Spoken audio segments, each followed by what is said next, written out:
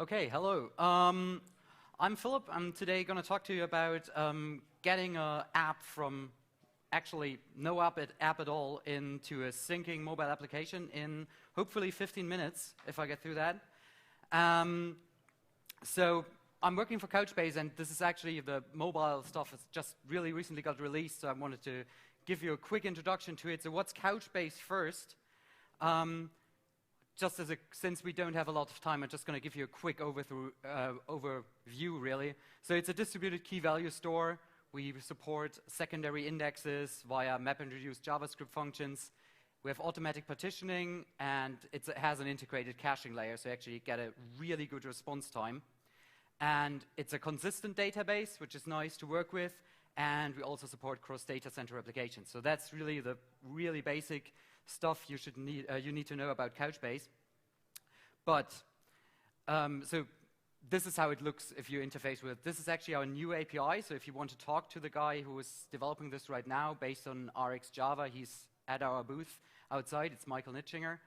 And yeah, so if you want to talk to our cluster, it's really simple. You can store JSON objects in there. You create a connection to the cluster. You open a bucket. You create a JSON object. You save it in there like you would expect from a document-oriented database, in this case with upsert, and you can then get it back out again. So, but what this talk is really about is a mobile database. So the big thing right now is, well, if I'm on the tube in London and I realize, well, I want to do, I don't know, I maybe want to play Simpsons Tapped Out or something. Oftentimes it tells me, like, well, you don't have an internet connection, sorry. Wouldn't it be great if you actually have a syncing mobile database where you actually have all the operations locally, but get it easily replicated to your server? So that's what it's really about. So for those of you who might, is there anybody in here who might still remember Lotus Notes? Yeah. So it was actually a good database, kind of, and it had the syncing down. Wasn't that nice to work with otherwise, but okay.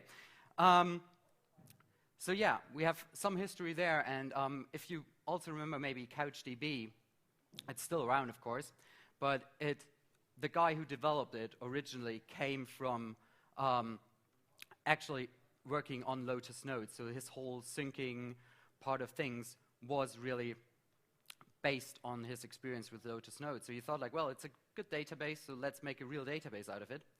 So we actually reuse this now to make the data available mobile. So our replication works similar to the CouchDB one. It works via HTTP, and well, CouchDB has been proven for the last couple of years to actually work, syncing-wise, work really well. So it is proven technology. You can work with it right now, and it works really well, and our mobile product is based on it. So what can you really do? I'm just going to right now give you a quick overview. Like, what are the main parts, really? What is the whole syncing part really about, how to make your life easier? So first of all, if you're working on a mobile device, and especially if you want to work, well, if you want to work with data with multiple people, you probably want authentication. So this snippet of code, you don't really have to read through it, but it's basically the part you have to implement on the back end to get user authentication, and we provide availability and like for multiple authentication providers. So it is actually just a couple lines. It's just a couple lines of JavaScript you need for that, and you actually can work with different users. You can share data between users, and so on. So we provide this for actually multiple authentication providers. So you can use Mozilla Persona, Facebook, basically everything which speaks OAuth. And of course, you can also roll your own username password scheme if that's what you really want. Also, you probably don't want to sync your whole database to every device because, I don't know, but most of the time, an iPhone or something like this doesn't have gigabytes of free storage. And even if it does, you probably shouldn't use it all for your application, even if it's, of course, really, really important application, but still. So we provide this concept of channels. So you can actually add documents to certain channels, and then your application can subscribe to those channels and only gets the updates for those it's subscribed to. So that means you can, for example, do stuff like, okay, I want all the last 3 days synced to the device. And then you can create a channel per day and just subscribe to the last 3 days. Or you can share documents between users, so you subscribe the document, so you subscribe each user to a certain shared channel. So to illustrate this a little bit more, like for example, we have user A, B, C, and they subscribe to different channels. And if I create documents and I assign this channels property, it gets actually then pushed to those people who actually subscribe to this channel. So the pointers are not really that obvious, but it's every user just gets those channels, and documents can be in multiple channels at the same time. Okay, so multiple devices. So what I actually, this is actually just a photo from our booth currently outside. So, well, I thought, okay, having something running on an iOS device, well, that's no fun really. Android is, yeah. But what's really hackable is a Raspberry Pi. So I invested a couple of hours and I got it running on the Raspberry Pi, and we actually got multiple people running it on there now. So you can sync between different devices now. It's all interoperable. So you have, in this case, the Raspberry Pi, we have iOS, we have Android, we have Windows Phone, BlackBerry, probably, because it runs Android apps anyway. So all those different devices can subscribe to a database and replicate the database locally, which makes your life probably a whole lot easier. Okay, so how does it look like? I'm going to show you soon. I'm going to show you a quick demo. This is actually a screenshot from my Raspberry Pi running some really simple app I'm going to demo in a second. So, like I said, it's all, in this case, written in JRuby. It's using Couchbase Lite, and hopefully it's also going to work now. So, this is the app running locally on my MacBook. So I can write a message here, and if I press send, what actually happens, it stores it in my local database in this case, on my MacBook. And on the other side, I actually have a screen sharing session open with my Raspberry Pi, which is a little small right now. Let's make it full screen. And yeah, so we have it sitting here. So I have some bad objects in my database, but it doesn't really matter. So there's the JSON parser is throwing some exception, but okay, we are not going to care about that. What you're going to see in here, in this window, that it's actually, when I press send, there's going to be a replication happening, and my Raspberry Pi should pick up the changes in the database and replicate them locally, and afterwards, my new message is going to show up here. So I'm just going to move that over. Okay, let's see if it works. Whoa, I scrolled around. That was not good. Where's the end of this window? There. How do I get out of full screen? What?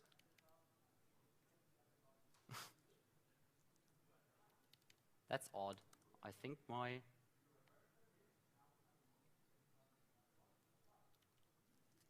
Do you got any idea how I get a full screen? This is incredibly odd. Well, I'm just going to demo this another way. What I'm actually going to do now, I'm just going to send one message to me locally in here, but you're basically going to see a similar thing. So this is actually, like I said, running locally at the booth, and maybe we can send a message to my friend Michael Nitschinger, who is sitting right there.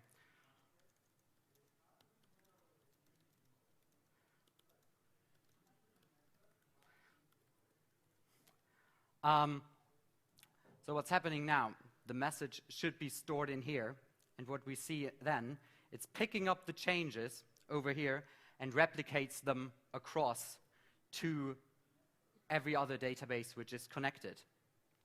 So okay, that's kind of simple. So it picks up, okay, there have been multiple changes. In this case, we created the document. It gets actually, in this case, it's like the hardest way to transfer one string across to other devices, but you can use it for a lot of different things, of course. What happens there is I store it locally. The changes get replicated actually to a server running on EC2, which runs the backend database. Those changes get replicated, and then they get pushed to all the other devices, which are also syncing with this server. So, since I can't get out of full screen, I'm actually going to show you the other parts which were supposed to be slides on this Raspberry Pi screen, because it's actually running the application anyway, so I can actually just use that, because the rest of the slides were just code. I'm hoping I'm able to navigate Vim right. So basically, if we want to work through this, all you got to do, you got to define an URL which provides you where your sync gateway is running. So sync gateway is a small application we provide which exposes the HTTP API we want to have. You of course got to load your Couchbase jars in your application. So in this case, like I said, it's running on the Raspberry Pi, so I actually got it compiled as a native. There's some parts of it which are native, so I compiled those for Linux ARM. And then basically, if you want to get the stuff out again, I created a class which is the message, and I can then query my database for all the messages which are currently in there. In this case, I want all of them, so I just created one of the default queries, which is the create all documents query. So it basically gives you everything which is currently in your database. But what you can do there as well is you can actually use Mapreduce Functions, which in this case, because they are run locally, they are written in Java. So you write a Mapreduce function in Java, which maybe filters down your documents, which does some other processing to actually make sure, okay, that's what I want. Those are the documents I want. And then every time, then when you set up the replication, what you can also do, you can kind of watch the application, watch their application running. So you can integrate with, basically the change listener, which gets one function, which is called, I kind of repeated there. It's actually the function changed, which gets called with an event, and the event has attached the documents which actually changed, the old versions, the new versions. It got the source, which is the kind of replication you had, and you can then do whatever you want. So you can actually hook in there if you maybe got conflicts because two people edited something on different sides. You may get a conflict in the document if they have been offline for quite some time. So you can actually then use that to resolve your conflict. In this case, the only thing I really do is I update my UI. And if we jump all the way down, it's actually not that long. So it's actually over 160 lines of code. That's all it took me to implement this, interface and the whole replication, because the replication itself really only is this setup sync method. So we pass in, it's a little bit, I needed the true Java string. So I took this really complicated route to create a Java string. And this is your HTTP URL. And then you can actually create the replication, and that's just this. And the line underneath tells it to be continuously running while the application is running, and that's all you have to do to get your data syncing across. So I only got 2 minutes left. So I think this goes as a really quick overview, and just a little more facts. So like I said, Couchbase Lite is a database running on your device. So it's kind of like SQLite. So it's just a library which you embed in your process. It opens a database. You see this right here, right now. So we got a manager to open your database. It's then a local file on your device, whatever it may be. In this case, it's my Raspberry Pi.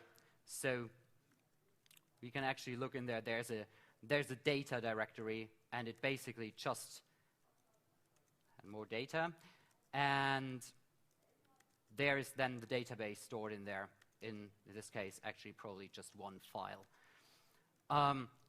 which you can read out CB-Lite. So it's a pretty simple file format as well.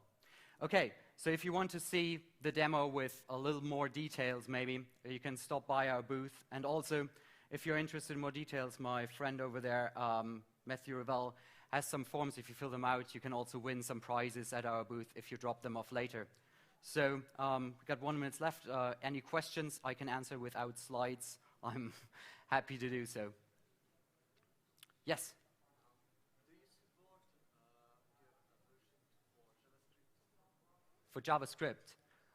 Well, what we support is PhoneGap, so Cordova PhoneGap for a mobile device. So we do support that.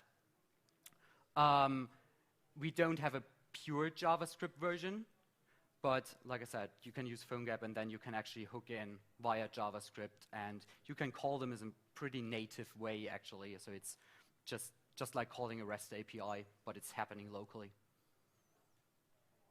Okay, so time's up, and thank you.